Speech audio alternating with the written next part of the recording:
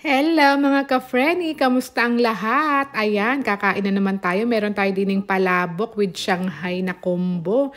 Ito yung favorite kong ino-order sa restaurante na are. For the voiceover nga muna ang first song at ang napakalakas ng music sa background. Hindi pwedeng iparinig kay Lolo Mita at mapapalo.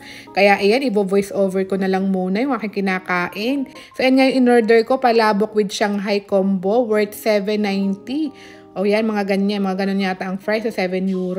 Pwede ka namang magpalit ng Shanghai na combo na fried siomai o kaya palabok lang, mas mura. Pag palabok lang yung kukunin ninyo, $4.90 yata yun, o $4.90 nga yung presyo kasi wala siyang sides. Pero syempre, pag palabok, masarap ang may Shanghai, kaya rin aking kinuha, yung dalawang yan talagang perfect combo at partner ng isa't isa, diga. Then mga ka-Frenny, yan, mekus-mekus na natin yung palabok na iyan, napakasarap na yan, kita nyo naman, sauce pala, ang talaga namang umaapaw na, hindi tinipid. Dito nga yung favorite ko laging kinakainan ng palabok. Pagdating nga sa palabok, ito yung restaurante na talaga namang masarap na nakainan ko. Kaya lagi kong binabalikan. Nakakatuwa din nga dahil bawat restaurante din na makakainan mo ay may kanya-kanyang masasarap na menu. Dito sa restaurante na are, ang masarap ay bulalo at saka are kanilang palabok combo.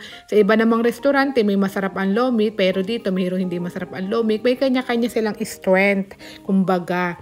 Meron kasi ibang restaurante na nagtitinda ng palabok pero hindi kasing sarap ng palabok din eh. Meron din namang restaurante na masarap ang lomi, tapos din eh, hindi naman masarap ang lomi. Kumbaga kanya-kanya siyang specialty, depende talaga sa nagluluto. Kaya talaga naman lahat ng restaurante Pilipino dito ay patok na patok sa mga kababayan kong OFW din sa Milano.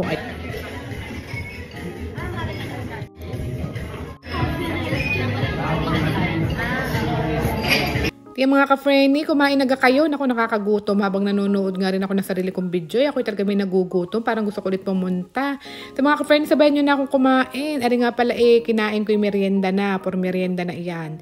Pupunta pa kami sa birthdayhan ni Shindy yan pagkatapos. Yung birthdayhan naman na iyon ay para sa mga bata laang. Kaya ako nagpakabusog muna din para mamaya ay hindi ako mabibitin sa lapang.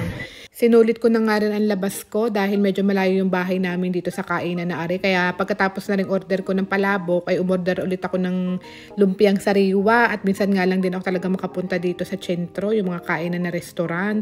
Hindi din palagi. So yun mga ka-Frenny, maraming salamat for watching this video. Kung nag-enjoy kayo, please don't forget to like, share, and follow. And see you on our next food trip. Ciao!